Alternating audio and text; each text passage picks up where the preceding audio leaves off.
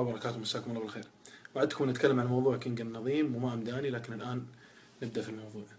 شاب عادي كان مفحط مشهور بالتفحيط، وكان يفحط في شوارع الرياض وجلس سنوات وانشهر في اليوتيوب، أما لقبوه بكينج النظيم. تمام.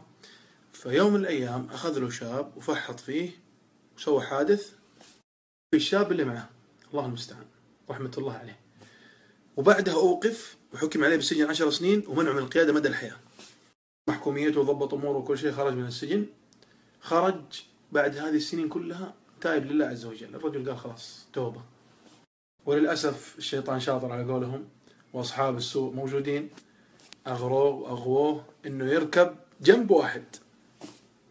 ركب جنب زميله هذا اللي يفحط وفحط وما توازن السيارة وتوفي رحمة الله عليه. سوى حادث طبعا، توفي رحمة الله عليه.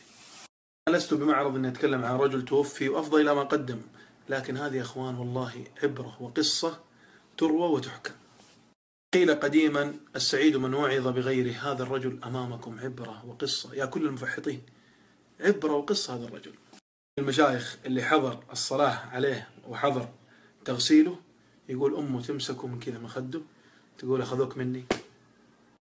أي إحساس الأم لما تشوف فلذة كبدها يروح هدر في أمر تافه.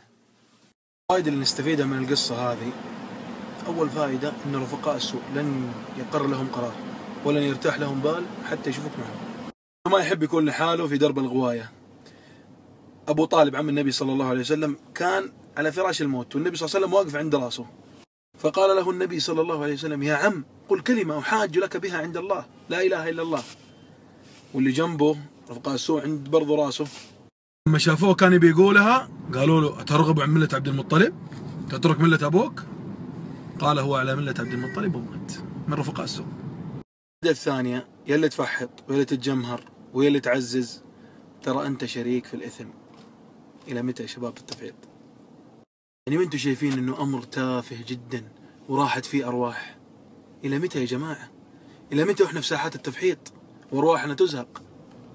اجلس بينك وبين نفسك يا المفحط ويا المتجمهر ويا المعزز، وراجع نفسك في اللي سويته واتق الله عز وجل.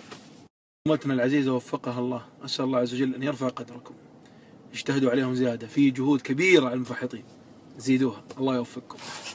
أخيرا يا شباب جميعا، أبوك أمك كل عزيز عليك ما يتمنى أنه يشوفك ميت في ميتة في ساحات التفحيط.